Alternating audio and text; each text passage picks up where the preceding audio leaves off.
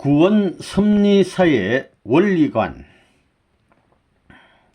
존경하는 내외 기입인, 세계평화통일가정연합 회원, 그리고 신사숙녀 여러분, 21세기를 눈앞에 둔 우리는 다시 한번 삶의 이정표를 정립해 볼 때가 되었습니다.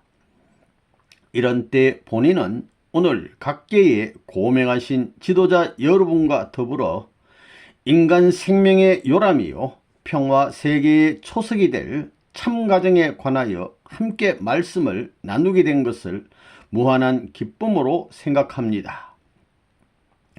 오늘의 이 모임이 미래의 건전한 가정과 평화의 세계를 이루는 귀한 동기가 되기를 바랍니다. 하나님은 절대자이시며 유일불변 영원하신 분입니다. 그의 뜻도 마찬가지입니다. 만일 아담 해와가 하나님의 사랑으로 일체가 되었다면 만사는 완전 완성인 것입니다. 그러므로 하나님의 출발과 목적과 과정, 그리고 그 원인과 결과와 방향도 절대적인 것입니다. 인간 시조 아담 해와는 무지에서 타락하여 혼돈에 빠졌습니다. 개인적 무지와 혼돈에서 가정으로, 그리고 국가, 세계적 무지와 혼돈에 빠지게 되었습니다. 이 타락군을 벗어나기 위한 것이 종교와 구원 섭리의 노력인 것입니다. 끝날에는 메시아가 와서 하나님 편에서 보는 절대 유일 불변 영원한 원인과 방향과 결과를 확실하게 가르쳐 주어 무지와 혼돈의 세계를 청산하여 본연의 하나님의 품으로 돌아가야 할 것이 뜻의 완성인 것입니다. 그렇게 되지 않으면 끝날에는 모든 종교도 주의 사상도 국가도 다 망하게 되는 것입니다. 지금이 바로 그때인 것입니다. 여러분이 아시다시피 지금 인류 역사는 2000년대를 향한 대전환점을 맞고 있습니다. 이러한 중대한 시점에서 오늘 구원 섭리사의 원리관을 주제로 새 이상 시대의 참가정을 준비하는 우리의 마음을 다지고자 합니다. 참사랑은 경험을 통해 얻어진다. 창조주와 인간과의 참사랑을 중심 삼고 완전 완성을 바라시는 하나님은 인간과 일체된 조건이 필요했습니다. 그래서 하나님은 인간 시조에게 주실 계명이 필요했던 것입니다. 인간이 성장 기간을 거쳐 자라 올라가는 미완성 단계에 있었음을 아시고 하나님은 자녀인 인간에게 가장 귀한 참사랑을 상속해 주시려는 조건이 계명이었습니다. 원래 참사랑은 경험을 통해 얻고 체유를 통해 알게 되어 있습니다. 참사랑은 말이나 글 혹은 일반 교육을 통해 터득할 수 있는 것이 아닙니다. 생활을 통해서만 완전히 체득하는 것입니다. 아기로 지음받은 아담 해와는 성장하면서 단계적 생활을 통해 경험함으로써 참된 자녀의 심정, 참된 형제의 심정, 참된 부부의 심정, 참된 부모의 심정을 채우라여 완성하게 되어 있습니다. 하나님의 참사랑을 전체적으로 체득할 때 비로소 창조 목적을 완성한 이상적인 인간이 되는 것입니다. 사람은 자기의 사랑하는 상대가 자기보다 몇천만 배, 아니 무한대의 가치적인 존재로 나타나기를 소원합니다. 이와 같이 하나님도 당신이 사랑하는 상대인 인간이 무한한 가치적 존재가 되기를 바라시는 것입니다. 인간이 완성하면 신성을 이루고 하늘 아버지의 온전함같이 온전하여 하나님적 가치를 이루는 것입니다. 하나님이 절대자이시지만 참사랑의 이상은 혼자 이룰 수 없습니다. 사랑 이상은 반드시 상대를 요구하기 때문입니다. 우리는 여기에서 하나님의 참사랑과 인간의 참사랑의 출발과 완성이 서로 어떤 연관을 갖는지를 알아야 합니다. 만일 하나님께서 참사랑의 절대적인 대상체로 인간을 세우지 않고 다른 방법을 통해 당신의 참사랑의 출발과 완성을 이루려 하셨다면 어떻게 되겠습니까? 하나님과 인간의 참사랑 이상은 각각 동기가 다르게 되어 두 사랑의 방향과 목적은 다를 수밖에 없게 됩니다. 이렇게 된다면 하나님의 사랑 이상은 인간보다 상위에 또 다른 사랑의 대상을 세워서 이루어야 하며, 한편으로 인간의 사랑 이상은 하나님과 직접적인 관계를 가질 수 없게 되고 맙니다. 참사랑의 주체자 되신 하나님께서는 그 참사랑의 상대자로 인간을 세웠습니다. 하나님의 사랑 이상은 인간을 통해서만 완성이 되는 것입니다. 하나님의 창조 목적은 신인의 일체의 절대적 사랑 이상 세계입니다. 인간은 하나님의 최고 최선의 사랑의 대상으로 지음받았습니다. 그러므로 인간은 창조물 중에서 유일하게 하나님의 실체를 입은 대상입니다. 무형의 하나님 앞에 보이는 몸으로 태어났습니다. 인간은 완성하면 하나님의 성전이 됩니다. 하나님이 자유롭게 또 평안하게 언제나 들어와서 거하실 수 있는 유형의 실체입니다. 하나님의 절대적인 참사랑의 전체적 이상은 인간을 통해 부모와 자식의 종적 관계로 실현 완성됩니다. 하나님의 창조가 필요했던 이유. 하나님은 당신의 몸으로 아담을 먼저 지으셨습니다. 아담은 하나님의 아들인 동시에 채를 쓴 하나님 자신이기도 합니다. 그 다음 아담의 상대자로 헤아를 지으셔서 횡적인 사랑, 즉 부부 사랑 이상을 완성하고자 했습니다. 헤아는 하나님의 딸인 동시에 하나님의 횡적 사랑 이상을 실체로 완성할 신부이기도 한 것입니다. 아담 헤아가 완성하여 하나님의 축복하에 결혼을 하고 첫사랑을 맺는 그 자리는 곧 하나님이 실체의 신부를 맞는 자리인 것입니다. 아담 헤아의 부부 사랑 이상이 행적으로 결실되는 그 자리에 하나님의 절대 사랑 이상이 종적으로 임재 동참함으로써 하나님의 참사랑과 인간의 참사랑이 한 점에서 종행의 기점을 중심하고 출발하여 한 점에서 결실 완성하게 되는 것입니다. 하나님의 창조는 필연이었습니다. 목적 없는 창조는 가상할 수 없습니다. 하나님께서 하나님께 있어서 창조가 필요하셨던 이유는 단 하나, 참사랑의 이상이었습니다. 가장 간단하고 저급한 피조물로부터 인간에 이르기까지 각각 주체와 대상, 양성과 음성의 쌍쌍으로 전개하신 이유도 사랑 이상 아래 상대의 관계를 형성하기 위한 것입니다. 창조물의 사랑 이상과 하나님의 궁극적인 사랑 이상이 별개가 아닙니다. 인간 세계의 남자와 여자의 사랑 완성을 통하여 하나님의 절대 사랑이 완성되도록 하신 것이 창조 원리입니다. 태초에 인간을 아담 헤아로 일남일녀로 창조하신 이유도 여기에 있습니다. 하나님의 창조 목적은 아담 헤아가 참사랑의 주체이신 하나님의 계명을 지켜 참사람으로 완성되는 것입니다. 나아가 하나님의 참사랑으로 하나된 참된 부부가 되는 것입니다. 또한 그들이 그 참사랑 속에서 아들, 딸을 갖고 행복하게 잘 살 수 있는 참 부모가 되는 것입니다. 아담 헤아가 참사랑으로 완성되는 것은 곧 하나님께서 실체를 입는 소망이 성취되는 것입니다. 그리고 그들이 참된 부부로 완성되는 것은 곧 하나님의 절대적인 사랑 이상의 완성을 의미합니다. 다음으로 아담 헤아가 선한 자녀를 가져 참부모가 되는 것은 곧 하나님께서 영존의 부모위를 실체적으로 확정짓고 또 하나님이 인간 혈대를 통해 자자손손 번성하심으로써 천상천국의 시민을 무한으로 두고 싶으신 이상을 성취하시게 되는 것입니다. 그런데 인간 시조 아담 헤아는 타락하고 말았습니다.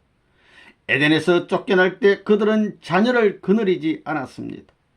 하나님이 쫓아낸 아담 헤아를 에덴 바깥까지 찾아가서 축복하고 결혼식을 해 주셨으리 만무합니다. 전 인류는 하나님의 사랑과 관계없이 번식한 쫓겨난 조상의 후손입니다. 아담 헤아의 타락은 불륜에서 비롯. 만장하신 내외 기빈 여러분, 인류의 타락이 나무 열매를 따먹은 결과일 수 있겠습니까? 아담 헤아의 타락은 하나님의 참사랑 이상을 저버린 불륜의 범죄입니다. 지켜야 할 계명이 필요했던 타락 전 아담 헤아는 미완성 단계, 즉 성장 기간에 타락했습니다. 뱀으로 표시된 천사장의 유인을 받고 헤아가 영적으로 타락하고 그 헤아가 아담을 유인하여 때 아닌 때에 선악과를 따먹은 육적인 타락을 하고만 것입니다. 본연의 동산에서 하나님과 대화하면서 기쁘게 뛰놀며 살던 아담 헤아가 사망을 무릅쓰고까지 저지를 수 있는 가능한 범죄는 잘못된 사랑의 범죄밖에 없는 것입니다. 인류 조상의 첫사랑의 결합은 하나님 자신의 사랑의 완성이기도 하므로 마땅히 하나님도 아담 헤아도 우주 만상도 환희와 축복 속에 취하는 행복의 잔치의 연속이어야 합니다. 하나님의 사랑과 생명과 혈통이 인간 속에서 시원을 이루면서 정착하는 행복한 의식이어야 합니다. 그런데 그들은 하체를 가리고 나무 뒤에 숨어 불안에 떨었습니다. 천도를 거역하는 거짓 사랑, 거짓 생명, 거짓 혈통의 근원을 만든 불륜의 관계를 맺었기 때문입니다. 타락한 아담 헤아의 후손인 전 인류는 자자손손 태어날 때부터 원죄가 있게 됩니다. 인류가 개체 속에 마음과 몸의 상충을 모순으로 느끼게 됨도 타락에서 근원했고 사랑의 질서가 물러난 사회 속에서 본심이 원치 않는 삶을 살아감도 모두 여기에서 연유했습니다. 사랑의 이상을 중심 삼고 볼 때 동식물 세계에서는 그 사랑의 관계가 모두 번식을 전제로 해서만 이루어집니다. 그러나 인간만은 그 예외입니다. 인간은 부부 사랑의 관계에 자유를 누립니다. 이것이 만물에 영장된 특권입니다. 하나님은 아들, 딸인 인간이 무한한 사랑의 기쁨을 갖도록 축복했습니다. 하나님이 허락한 참된 자유는 책임성을 전제로 합니다. 만일 책임성이 없이 개개인의 사랑의 자유만 주장하고 실천한다면 얼마나 큰 혼란과 파국이 오겠습니까? 지구한 사랑 이상을 이룰 인간의 완성은 사랑에 대한 책임성을 지닐 때 가능한 것입니다. 사랑의 책임성 3가지. 그 책임성은 다음 3가지로 생각할 수 있습니다. 첫째, 인간은 사랑의 자유를 주신 하나님께 감사하면서 자기 수양, 자기 관장으로 자유의 주체가 되는 책임입니다. 사람에게 있어서 사랑의 책임성은 법이나 이목 때문에 지켜지는 것이 아니고 하나님과의 생명적, 종적 관계 속에서 자주간 자기 결단으로 지켜지는 것입니다. 둘째는 상대에 대한 책임성입니다. 인간은 본성적으로 자기 상대에 자기에 대한 사랑이 나누어지기를 원치 않습니다. 부부간의 행적인 사랑의 관계는 부모와 자식 간의 종적인 사랑의 관계와 달리 나누어지면 벌써 그 온전성이 파괴됩니다. 이는 부부간의 절대적인 사랑의 일체를 이루게 되어 있는 창조 원리 때문입니다. 사람은 자기 상대를 절대로 위해야 할 사랑의 책임성이 있습니다. 셋째는 자녀에 대한 사랑의 책임성입니다. 자녀들의 사랑과 행복의 기지는 부모의 사랑입니다. 자녀들은 참사랑으로 합일체된 부모를 통해 생명이 태어나고 그러한 사랑 속에서 양육되기를 바랍니다. 부모의 자녀에 대한 가장 귀한 책임은 외적인 양육만이 아니라 그들의 영성을 온전하게 해줄 참 사랑의 생명적인 요소를 제공하는 것입니다. 가정이 소중한 이유는 이 때문입니다. 생활적인 경험을 통해 체득하는 참된 자식의 심정, 형제의 심정, 부부의 심정, 부모의 심정은 참된 가정 외에는 그 어느 곳에서도 얻을 수 없습니다. 아담 헤아가 하나님을 중심한 참 사랑의 부부를 이루게 되면 하나님은 이상하셨던 대로 당신의 실체인 아담의 몸 안에 거하시면서 헤아를 사랑하시게 되는 것입니다. 나아가 아담 헤아는 하나님의 실체를 쓴 참 부모가 되어 선한 사랑, 선한 생명, 선한 혈통의 시온이 되었을 것입니다. 그런데 타락으로 말미암아 아담 헤아는 사탄의 실체가 되어 악한 부부, 악한 부모, 악한 조상이 되고 말았습니다. 그들의 결합은 악한 사랑과 악한 생명과 악한 혈통의 뿌리가 되고 말았던 것입니다. 인류는 모두 이 뿌리에 고난을 두었으므로 태어날 때부터 하나님의 원수요 간부인 사탄의 후손이 되어 악한 부모의 혈통을 이어받게 되고 만 것입니다. 인류 사상의 타락으로 참사랑의 이상이 허물어졌을 때 하나님의 괴로움이 얼마나 크셨겠습니까? 하나님의 자녀가 되어야 할 인간들이 본래의 부모인 당신을 알지 못하고 오히려 사탄을 섬기는데도 하나님께서는 구원 역사를 해오신 것입니다. 절대적인 하나님의 창조 이상도 절대적이므로 슬픈 구원 역사를 하실 수밖에 없었습니다. 하나님의 구원 섭리는 잃어버린 참사랑의 창조 목적을 다시 회복하는 복귀 섭리입니다. 그러므로 구원 섭리는 재창조 섭리이기도 합니다. 이런 점에서 복귀 섭리의 근본은 어떻게 하면 창조 이상을 완성할 인간의 시, 본연의 악의시를 찾느냐에 있게 됩니다. 하나님이 제일 싫어하는 간부된 사탄의 거짓 사랑으로 유래된 생명과 혈통을 청산해야 합니다. 하나님의 참사랑과 생명과 혈통과 일체된 구세주, 참 부모를 어떻게 태어나게 하느냐 하는 것입니다. 인간 조상이 자기 책임 분담을 완수하지 못하고 불륜한 혈통관계를 맺어 사탄의 주관을 받게 되었으니 하나님께서 직접 나서서 원상 회복시킬 수는 없는 것입니다. 하나님은 사탄 편으로 돌아간 인류를 조건 없이 선한 입장에서 취할 수도 칠 수도 없는 것입니다. 하나님께서는 선편에 있는 중심 인물을 세워 먼저 맞으면서 탕감 조건을 세우게 하여 빼앗아오는 작전을 해 오셨습니다. 그러나 사탄은 먼저 치고 빼앗기는 입장이 되었습니다.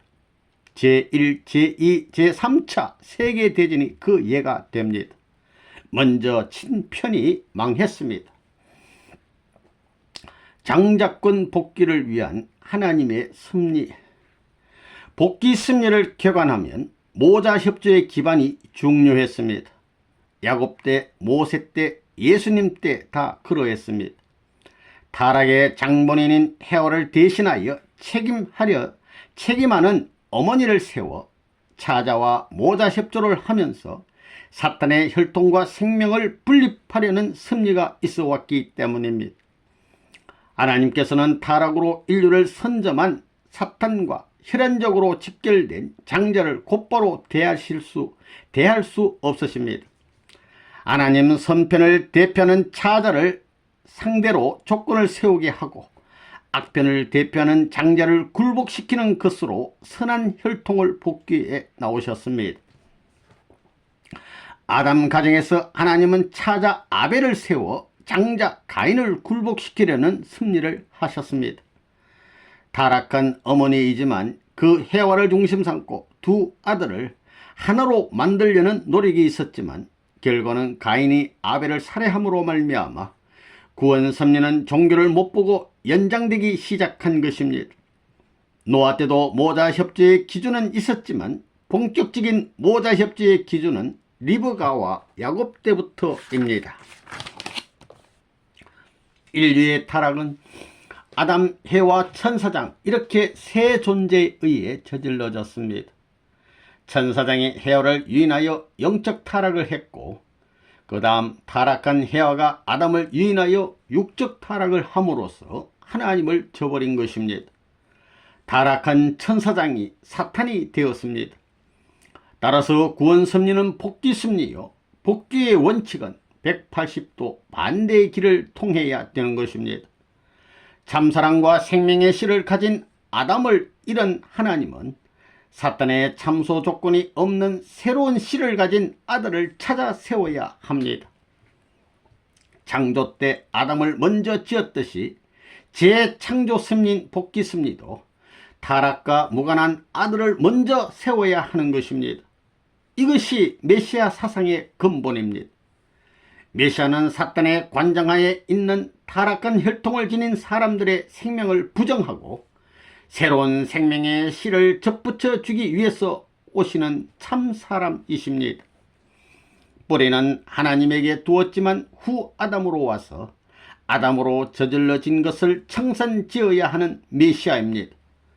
하나님께서 능력만으로 역사할 초인을 메시아로 보낼 수 없는 사정이 바로 여기에 있습니다. 이 땅에 하나님의 사랑과 생명의 씨를 갖고 태어날 아들을 위하여 먼저 어머니가 있어야 합니다. 어머니가 아들을 낳더라도 그냥 그대로 낳을 수가 없는 것입니다. 반드시 복귀의 공식을 통해 낳아야 되는 것입니다. 복귀 섭리 속에 나타난 모자 협조는 모두가 하늘의 아들이 사탄의 참소를 벗어난 새 생명의 씨를 지니고 착지하기 위한 준비요 조건인 것입니다. 모자 모두 사탄의 공격을 벗어날 수 있는 조건을 세운 터 위에서 사탄을 대표하는 장자를 굴복시킴으로써 사탄이 선점한 사랑과 생명과 혈통을 복귀해 오신 것입니다. 하나님의 섭리 역사를 기록한 성경 속에 이해할 수 없는 기록들이 많이 있습니다. 리브가가 남편 이삭과 장자 에스를 속이고 차자 야곱을 도와 그가 축복을 받게 했습니다. 하나님께서는 일견으로 부당해 보이는 방법을 동원한 그 모자의 편에 서시어서 그들에게 축복을 계속해 주었습니다. 아담 가정에서는 가인과 아벨 형제가 태회에서 다투어 차자 아벨이 오히려 죽임을 당했습니다. 다말의 신앙. 야곱은 아벨 이후 선편에 선 많은 사람의 희생과 탕감 조건의 기대 위에 섰으므로 선점한 사탄을 더욱더 따라잡아 쌍태의 형인 에스를 상대하게 된 것입니다. 결과적으로 야곱은 야복강에서 천사를 굴복시키는 영적 승리의 조건과 실제 천사장의 몸인 에스를 굴복시킴으로써 역사 이래 처음으로 승리했다는 이스라엘의 축복을 받게 되었습니다. 그러나 그때는 이미 나이가 40대였습니다. 사탄의 거짓 사랑의 씨가 해와의 태중에 뿌려져 악의 생명이 태어났으므로 하나님께서는 어머니의 태중까지 들어가서 분별해 놓지 않고서는 하늘의 아들이 태중에서 탄생될 수 없는 것입니다. 그러므로 야곱의 승리에 의해서도 아직 분별되지 아니한 잉태에서부터 40대까지의 기간도 사탄의 분립이 이루어져야 합니다. 결과적으로 이 책임을 맡은 위대한 어머니가 다말입니다. 다말은 유다의 장남 엘과 결혼했지만 엘은 하나님께 합당한 사람이 아니어서 죽고 말았습니다. 당시 관리에 따라 유다는 차자 오난을 다말에게 주어 아이를 낳도록 했지만 오난은 태어날 아기가 자기 것이 되지 않을 것을 알고 정자를 땅에 흘렸습니다. 이것이 하나님 앞에 죄가 되어 오난도 죽고 맙니다. 다말은 유다의 세 번째 아들 셀라와 함께 하려 했지만 유다는 셀라를 다말에게 주지 않았습니다. 다말에 의해 두 아들이 죽었다고 생각했던 유다는 셀라마저 죽어서 가게가 끊길 것을 염려했기 때문입니다. 다말은 선민의 혈대를 이루어야겠다는 일념으로 매춘부로 위장하여 시아버지인 유다를 맞아 쌍태 아기를 가졌습니다. 아기들이 태어날 때 먼저 손을 내밀어 나오려던 장자 아기가 다시 들어가고 동생이 되어야 할 차자 아기가 형이 되어 먼저 태어났으니 그가 베레스입니다. 다말의 태중에서 장자와 차자가 싸워 분립되는 태중복귀가 이루어진 것입니다. 이러한 조건 위에 선민의 혈족을 모아 2000년 후에 로마 제국의 국가 기준을 대체할 이스라엘 국가적 터 위에 메시아가 잉태될 수 있었던 것입니다. 하나님의 아들의 씨가 준비되어진 어머니의 태중에 사탄의 참수 없이 자리를 찾을 수 있게 된 국가적 승리의 터전이 조성된 것입니다. 이러한 기반 위에 성모 마리아가 승리의 주류에 등장하는 것입니다. 예수님 탄생과 종족의 책임. 요셉과 약혼한 마리아는 자기의 몸을 통해 메시아가 태어난다는 가브리엘 천사장의 놀라운 메시지를 받았습니다. 처녀의 입장에서 아기를 가지면 죽을 수밖에 없는 것이 당시의 규례였지만 주의 계집 종려원이 말씀대로 내게 이루어지이다 하면서 절대신앙으로 하나님의 뜻을 받았습니다. 마리아는 친족이요 존경받는 대제사장 사가랴에게 상담했습니다. 사가랴 가정에서는 그 부인 엘리사벳이 하나님의 능력에 의하여 임신한 세례 요한을 태중에 지닌 채 마리아에 대하여 여자 중에 너가 복이 있으며 너의 태중의 아이도 복이 있도다. 내 주의 모친이 내게 나오니 이 어찌된 일인고 하고 예수님의 잉태를 증거했습니다. 이렇게 하나님께서는 마리아와 사가랴와 엘리사벳으로 하여금 메시아의 탄생을 제일 먼저 알게 하였습니다. 이들은 예수님을 잘 모시고 하나님의 뜻을 잘 받들어야 할 중대한 사명을 가진 자들이었습니다. 사가랴 부부는 마리아를 자기들 집에 머무르게 하였습니다. 예수님은 사가랴 가정에서 잉태되었습니다. 엘리사벳과 마리아 사이는 어머니 쪽으로 이종자매 관계였지만 섭리상으로는 언니 가인과 동생 아벨의 관계였습니다. 사가랴 앞에서 엘리사벳의 도움을 받은 마리아는 레아와 라헬이 야곱 가정에서 모자가 일치되지 못했던 것을 국가적 기준에서 사가랴 가정을 통하여 탕감하는 조건까지 세우면서 예수님을 탄생시켜야 했습니다.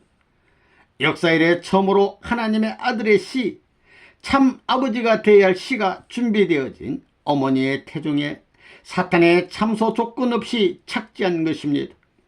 그러므로 지상에 처음으로 하나님의 첫사랑을 독차지할 수 있는 독생자가 탄생하게 된 것입니다.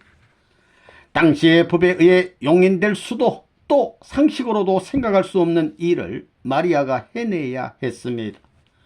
세 사람이 모두 영적으로 감동되었고 하나님으로부터 온 계시에 따라 그것이 하나님의 뜻이요 소원임을 믿고 무조건 믿고 따라야 했기 때문이었습니다. 하나님의 아들은 비록 착진은 했다 하더라도 사탄 세계 안에서 무사히 자라 뜻을 이루기 위해서는 보호받을 울타리가 필요한 것입니다. 하나님은 사가랴 가정의 세 사람에게 그 기반이 되어줄 것을 기대하셨습니다. 세 사람이 하나님의 아들을 보호하고 모시는 일에 어떻게 전념하고 얼마나 오랫동안 하나 되었느냐에 대해서는 생각해야 할 점이 많습니다. 성경에는 마리아가 석 달쯤 함께 있다가 집으로 돌아가니라고 기록하고 있습니다. 그 후 성서에서 보는 한 마리아와 엘리사벳과 사가랴는 서로 교통한 기록이 없습니다. 여기서부터 마리아와 예수님의 어려움이 시작됩니다. 사가랴 가정은 최후까지 예수님의 울타리가 되어야 했습니다. 조금 지나서 요셉은 마리아가 임신한 사실을 알게 됩니다. 이때 그의 충격이 얼마나 컸겠습니까? 사랑하는 약혼자 마리아가 자신과는 아무런 관계도 없는 상태에서 3개월간 어딘가 갔다가 돌아왔을 때는 아기를 임신하고 있었으니 요셉이 마리아에게 태내에 누구의 아이를 갖고 있는지를 추궁하는 것은 당연한 일이었습니다. 그때 만일 마리아가 정직하게 이야기해 버렸다면 무슨 일이 벌어졌겠습니까? 만일 밝히는 날에는 일족이 멸망하게 되는 것입니다. 그러므로 마리아는 오직 성령으로 잉태했다고만 말했던 것입니다. 마리아의 배가 불러왔고 주위 사람들도 임신한 것을 알게 되었습니다. 그때 요셉이 자기는 모르는 일이라고 했다면 또 어떻게 되었겠습니까? 요셉은 하나님의 계시를 믿고 임신이 자신의 책임이라고 방어한 의인이었습니다.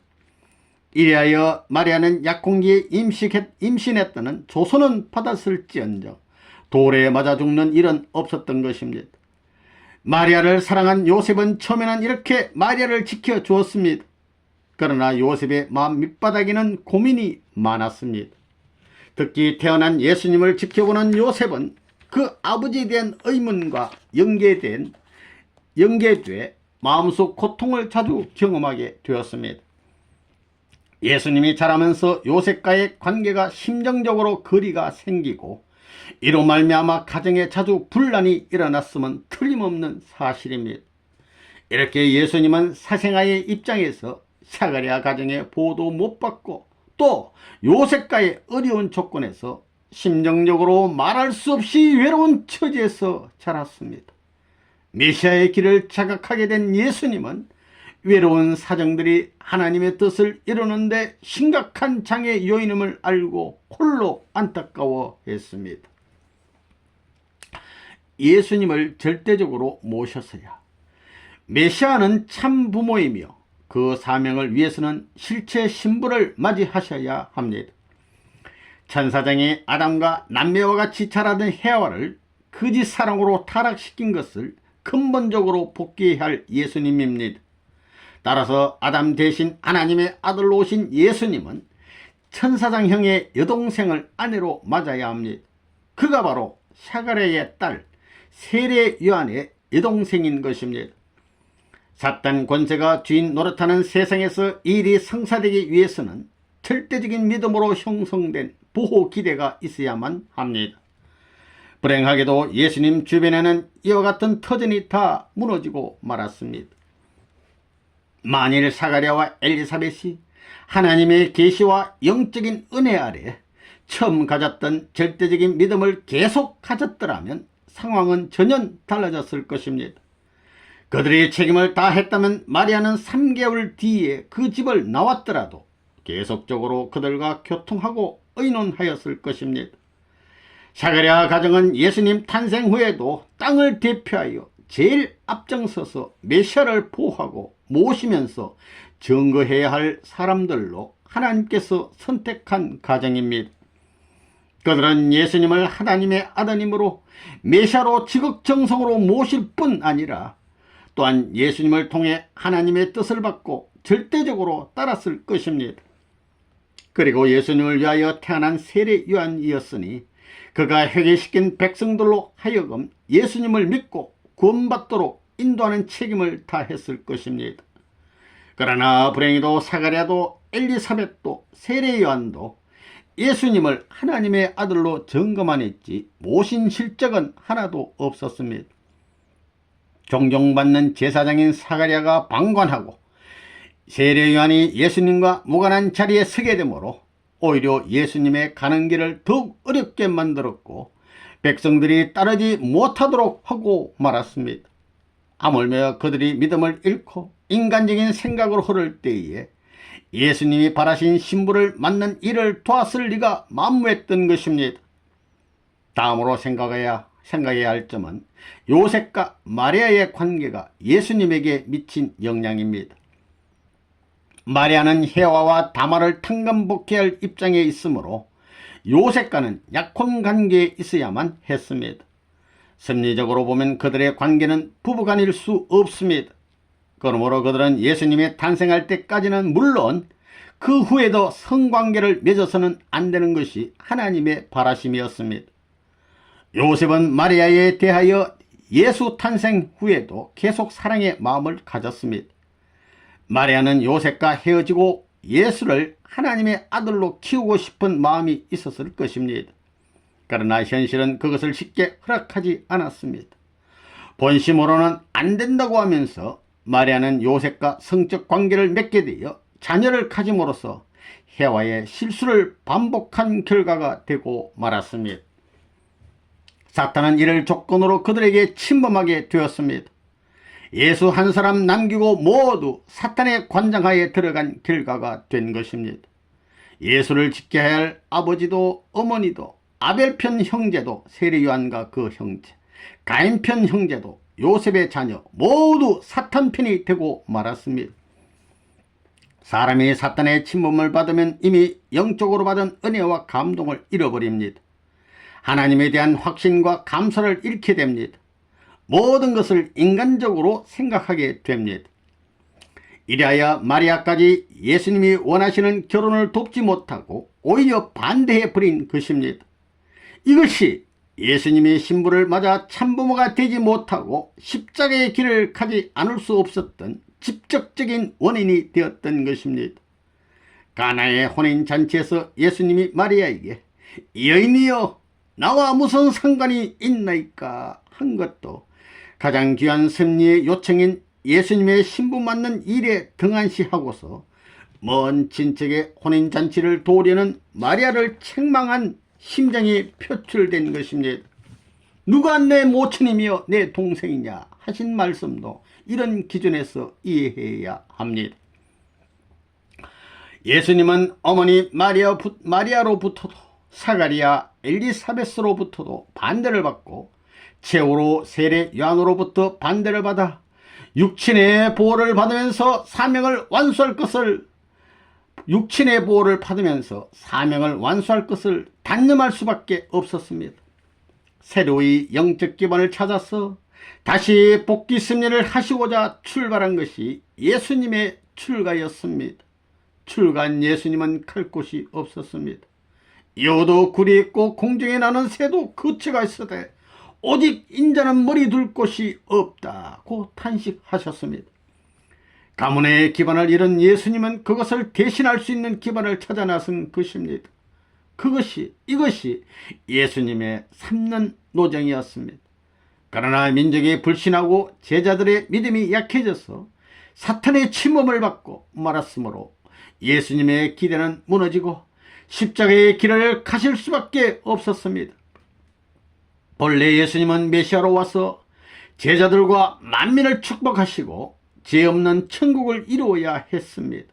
그런데 불신을 받아 신부를 맞지 못하였으므로 참부모가 되지 못하여 그 사명을 완수할 수가 없었습니다. 그래서 재림할 것을 약속하셨습니다.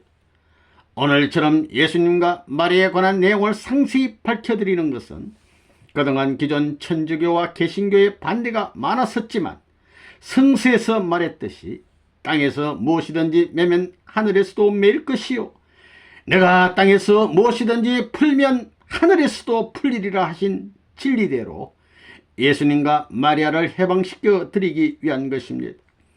재림주는 예수님이 못한 하나님의 복귀 섭리의 근본을 완성하러 오십니다. 즉 창조 이상을 완성할 참된 본연의 아기시로 와서 하나님의 참사랑, 참생명, 참혈통의 권원이 되는 참부모 이상을 완성하러 오십니다. 하나님이 예수님 때까지 하나님 편이 승리한 근본 승리의 터전 위에 임재하십니다. 즉 예수님이 장성하실 때까지 승리적인 기반 위에 바로 서시어서 그가 못다신 신부를 찾아 참부모가 되시어 만민을 구해 주시는 것입니다. 그러므로 참부모는 혈통을 전환하는 새로운 결혼 행사를 통하여 전 인류로 하여금 하나님의 참사랑, 참생명, 참혈통으로 접붙여 참된 사람으로 구원하고 나아가 참된 가정을 이루어 지상 천국을 건설하시는 것입니다. 국제 합동 결혼식의 의. 따라서 재림주는 육신을 쓰고 오셔서 새로운 혈통 관계를 편성하여야 하는 것이며 이것이 국제 합동 결혼식인 것입니다. 아담 한 가정에서 잃어버린 것을 세계 대가정권에서 탕감함으로써 아담 가정에서 완성해야 할 참 장자권, 참 부모권, 참 왕권을 찾아 하나님이 주관하시는 지상 천국으로 전환하여 천상 천국으로 입적을 보아 하나님을 중심한 지상 천상 왕권 시대로 진입하여 승리와 자유와 행복과 통일의 세계를 찾아 하나님의 창조상인 지상천국, 천상천국을 맡게 되는 것입니다. 이것이 구원 섭리사의 원리관입니다. 여러분들도 다가오는 360만 상 국제합동 결혼식에 참석하여 하나님과 전 인류의 대희망인 지상천상천국에 입적하는 복받는 가정이 되기를 바랍니다. 친애하는 각계 지도자 그리고 내외 기빈 여러분, 오늘 이 뜻깊은 모임에 참석해 주신 여러분에게 다시 한번 깊은 감사를 드립니다. 아울러 여러분 모두가 이 역사적인 방향에 일치되어서 평화세계 건설의 선구자가 되어 주시기를 바랍니다. 여러분과 여러분의 가정에 하나님의 축복이 함께 하시기를 기도합니다. 감사합니다.